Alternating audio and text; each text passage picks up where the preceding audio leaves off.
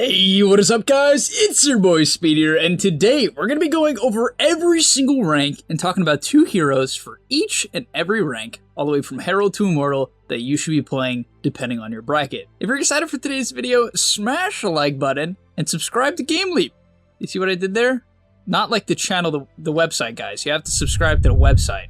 That's what I'm asking you to do. We post videos there every single day. I'm continuing to try to improve the content I make over there, and you're really going to notice that if you watch those videos and apply the concepts, you'll get better much quicker. So click the link down below, give it a shot. There's a refund policy if you don't like it.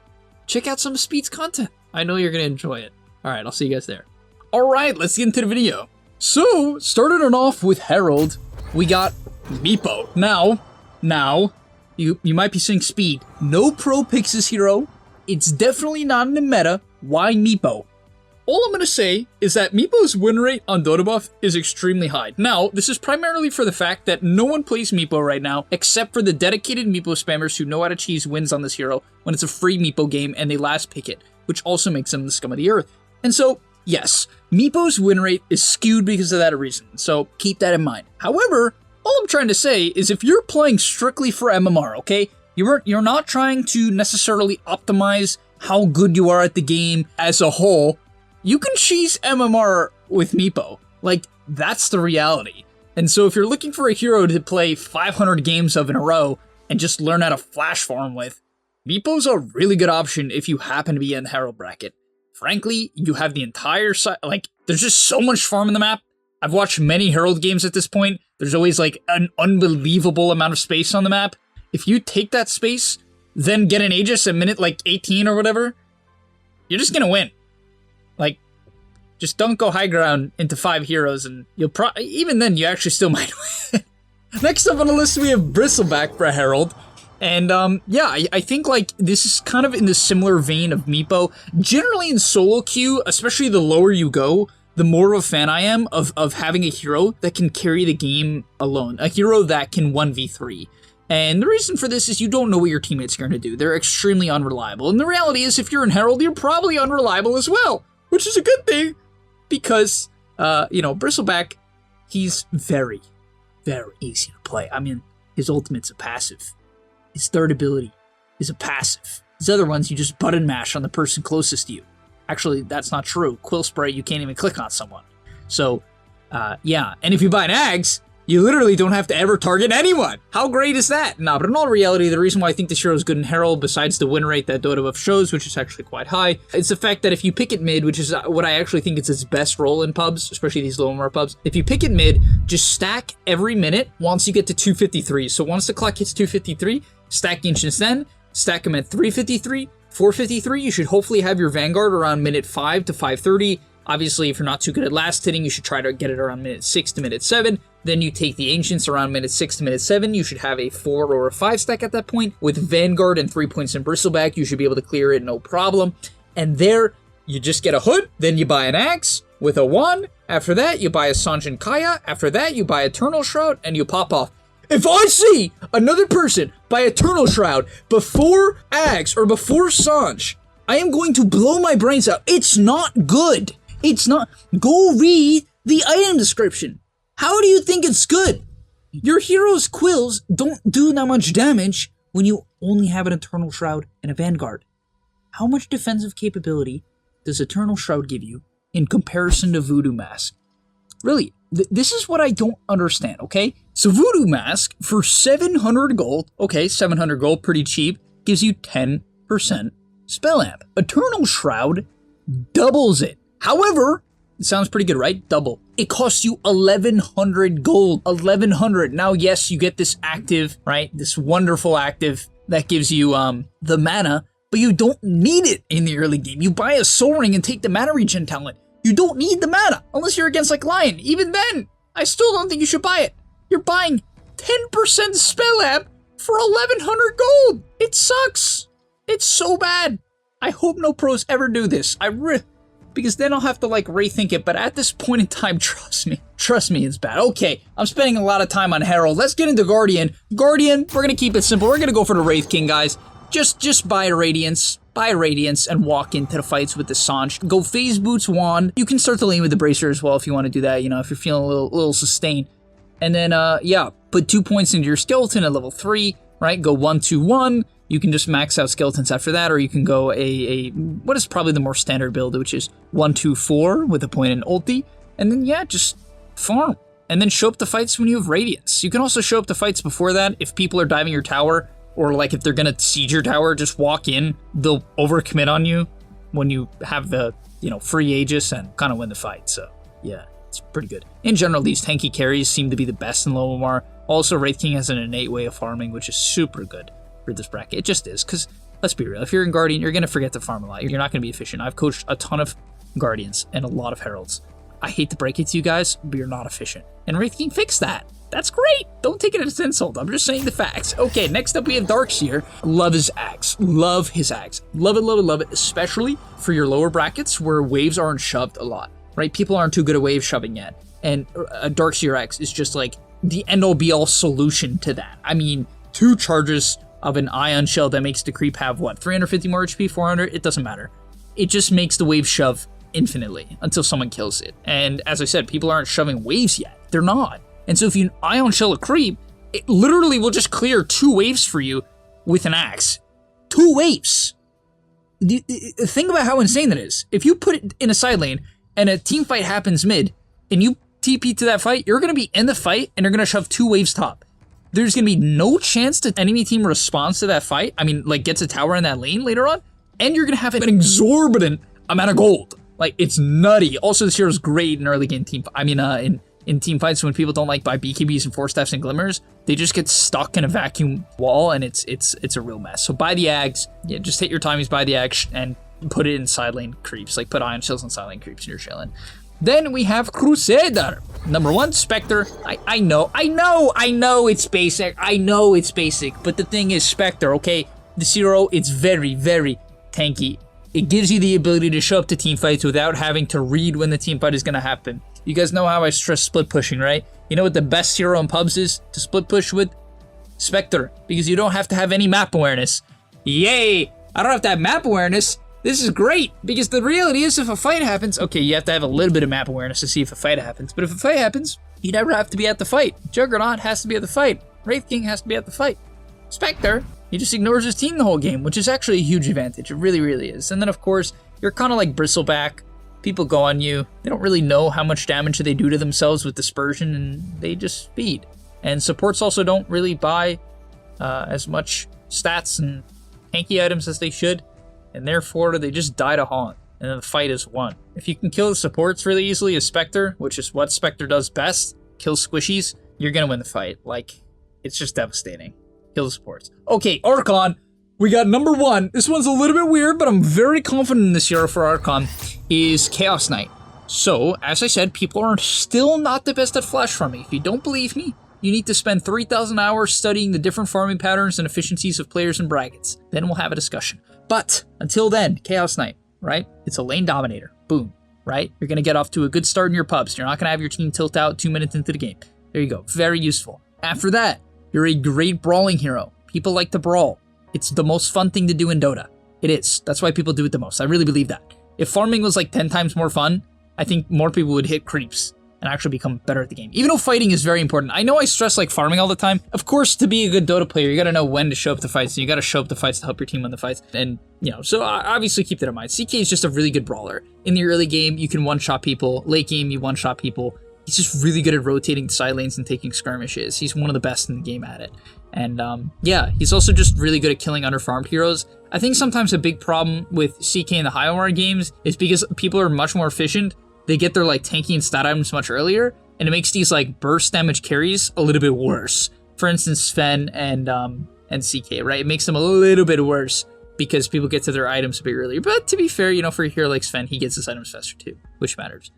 Besides the point. Huge fan of CK in this bracket. Also, he gets the cleave talent, so he scales into the late game. If your team, you know, throws a couple high ground fights, which, you know, is basically a, you know, it's a requirement. It's not, I don't even want to call it a guarantee. It's a requirement. You have to throw high ground. You're not a real Dota player if you know, you're not throwing high ground at least 3 times a game. I mean, come on. Let's keep it real. But next up is Underlord. one of the highest, if not the highest win rate offlaner of basically every bracket, except for, I think, the higher and higher you get, Brood actually shifts up towards the top. Yeah, BROODMOTHER, who is on this list actually, just later on. But yeah, Underlord. Aura items carry pups, they really do. You know what's funny? I'm even playing this minigame right now. I'm really enjoying it. It's called Atomic War. It's a Dota minigame. And you might be saying, Speed, how does this relate to Underlord? Underlord's not even in the minigame. However, you know what is in the minigame? Pipe and Crimson. And it's basically this, it's auto chess, except like your units team fight. Like they cast all their spells. It's quite cool.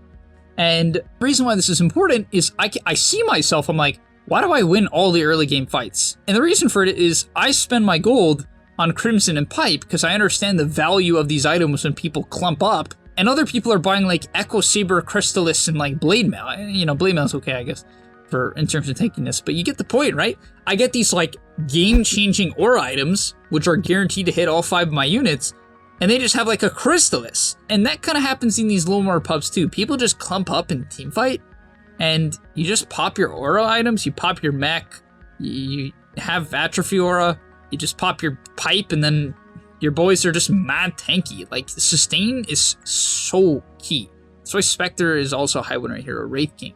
Heroes just stay alive. They do. Same thing with Darkseer. It's another aura buyer who has great team fight. Like, team fight aura buyers and tank heroes win Lomar games more on average. They just do. Look at the stats. And so, yeah, I mean, even though Archon isn't that low, it's, you know, still at the point where I think, you know, there's a lot less pickoffs happening. It's a lot more just team fights. Legend.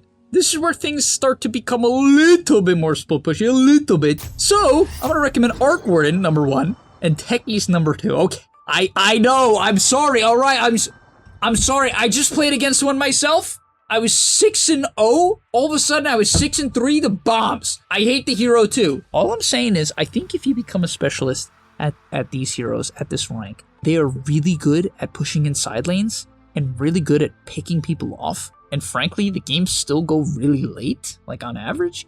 And so you can kind of just abuse the late game with these heroes.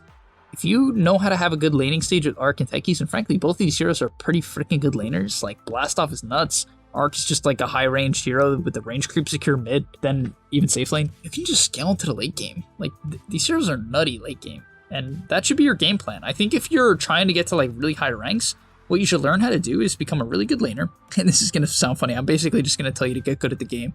But you should become a really good laner, okay?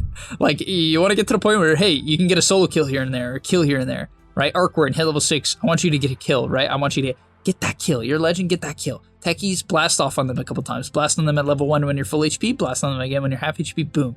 Get that kill. And then get a bunch of solo kills in the mid to late game.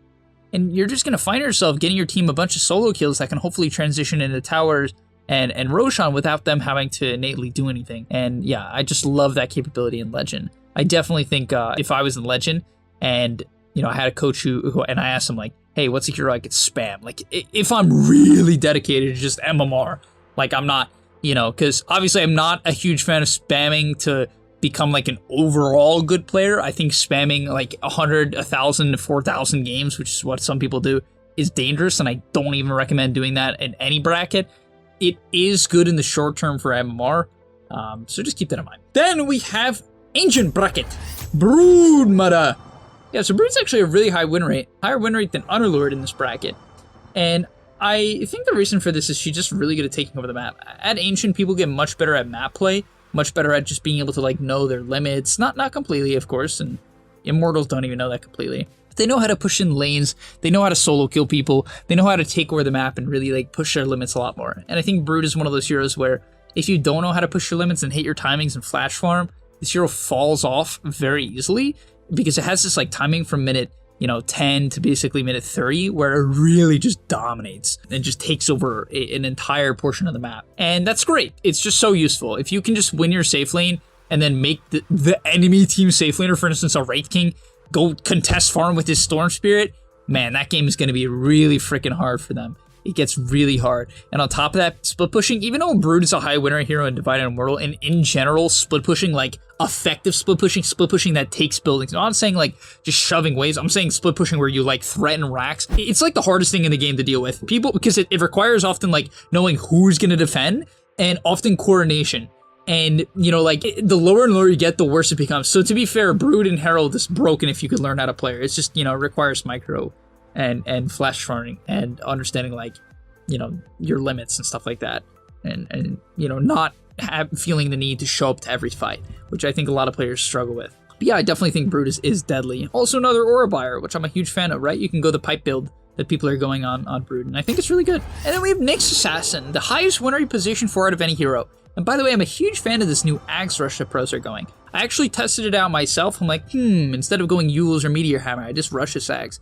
It's actually really nice because, number one, the buildup is solid for Axe. Like, usually for most heroes, it's not that good, but Nyx just wants some HP, so you just buy 2 fluffy hats, and then you buy Axe components, and you have like 1800 HP, and you max Carapace, and yeah, you just run around Carapacing. Carapacing. But then you get the Axe timing, and man, this hero like solo carries team fight. It's like a Bristleback with 2 stuns. It's crazy. I swear, dude. Nyx Axe is, when you get to this timing, you at like hopefully minute 25 to 30, you become a menace to society. Really, you're like the Joker. But I'm a huge fan of Nyx in these pups. Also, just, you know, you're a pretty decent laner. Just throw out your stun, drag the wave if it's a bad lane. If you're melee lane, drag wave. If you're with like a Viper or DP, just kind of run around, hit people, stun them. It's super good. And so yeah, I think Nyx is quite good. And then finally, well no, not finally, Divine, we have ET. This is probably my biggest like wild card of the entire video. I just think ET is, number one, underrated, and number two, it's a hero that like dominates lane if you know timings. So you do have to have like a very specific understanding of the timings, which is typically like level 3. And then like, you know, you have to synergize with your teammate. Typically you want someone to stun. So hopefully like if you hit level 3 and then you can get someone to stun the carry, often you just solo kill them and you can just take over the game. Like, it does require a ton of awareness and the ability to just like know how to fight well, which is why I almost was tempted to put this hero in Immortal rather than Divine, because it's like, because you don't shove waves at all, like your hero's really bad at pushing waves, and I want you guys to play it as a core. Like, I'm recommending core ET, even though I think support is pretty good too. I'm such an advocate for this core ET.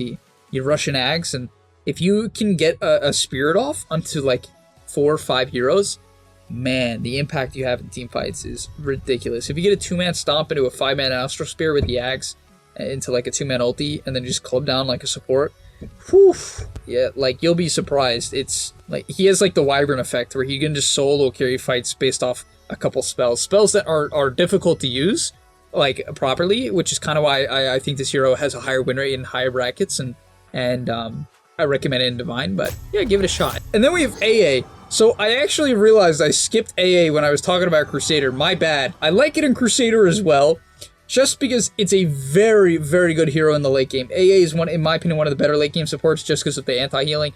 If you can blow up the overfarmed carry in team fights, like the overextended carry who's going high ground, you just win the fight. And you know how carries just go high ground, which is what I said 2 seconds ago? AA is so good at countering it because, like, you just tell your team to stun him, and it's really easy because your whole team is standing in a clump on the high ground. It's crazy easy to synergize. That's why the high ground defenses are like almost always a one fight for the team defending. It's largely vision and the synergy that you get, right? You get to go on the same person at the same time. And so yeah, just do that. And then the same thing in Divine, but for a little bit different reasons. I think like AA and Divine is really good at winning these early game team fights. If you can have a little bit more synergy in Divine, which people get better at the higher and higher you go, there's a lot more like small synergies, not like team fight, like just like 2-man pickoffs, like 2-man, hey, Sand King, let's throw some spells at this guy. Like, if you can do that, you can just take over the game from like minute 10 to minute 20, even 25. And then you do fall off a little bit in terms of like your ability to solo kill people or like 2-man kill people, but all of a sudden you become this menace with Ice Vortex and just anti-heal, and yeah, you're really good. So just buy salves in the laning stage. And finally, last but not least, in Immortal, we have Wyvern. You're probably wondering when I was going to say Wyvern, because I think this hero is just straight up busted right now. The Holy Locket heal thing, you know, I was skeptical of it at first. I was skeptical of Holy Locket as a whole. I'm not skeptical of it anymore. I even purchased it on Treant recently, and I was just healing my team. I had 26k healing in a game as Treant. I was like, okay, maybe this is actually pretty decent. Yeah, and Wyvern's kind of the same thing. You heal people for like 3k HP late game. It's like, come on. It's just kind of stupid. Like, you go on a Spectre, you're like, oh, we're gonna kill him. He gets Wyvern heal and he's full HP. And the funny thing is, you don't expect it to do that much, So you like surround him, you surround the person who's cold embraced, and you're like, oh, we're gonna kill him when he comes out. And he comes out full HP, you're like, what the? And then, yeah, and Curse is always just like an X Factor spell, and your Q is as well. Like, Wyvern has always been like this. It's so funny. Wyvern has always been like one of the highest potential impact heroes in the game. I definitely don't love him in Low Mars because he's like maybe one of the hardest heroes in the game to play. Like, I really mean that. The Q requires you to like hit multiple heroes in a fight, which requires really good awareness. Your ultimate is like potentially the biggest grief in the game, and your heal is also potentially one of the biggest griefs in the game. So you have to have like really crazy awareness of matchups and like situational awareness. Yeah. Which is why, yeah, if you're an Immortal, I don't know, just buy an Aether Lens and buy a Holy Locket or rush a Holy Locket and take the heal talent, max your Q, max your E. If your team needs Wave Shove, max your W, then max your E, and click your buttons. Then finally, last but not least, we have Luna. I really don't have much to say. Just tell your support to buy you 2 salves in the laning stage, hit level 5, and then say, adios amigos, I'm off to farm my Manta, and then shove waves for 25 minutes until I'm AK net worth up on the second highest hero in the game. And yeah, then you win. That's about it. Yep, there's not much to it. But alright, I hope you guys enjoyed this video. If you did, smash the like button. If you haven't already, subscribe to the channel. If you've been watching the videos for the last week and you're like, hey, I kind of like the speed guy. So do I. Yeah, okay. Nonetheless, subscribe to the channel. Thank you guys so much for watching. It's been a real pleasure recording this video for you. And I'll see you in the next one. Peace. And that's all, but remember, before you leave, come on, before you tune out, subscribe to the GameLeap website where we are going to help you get to the next rank. If you're stuck, click the link down below, and I'm out. Peace.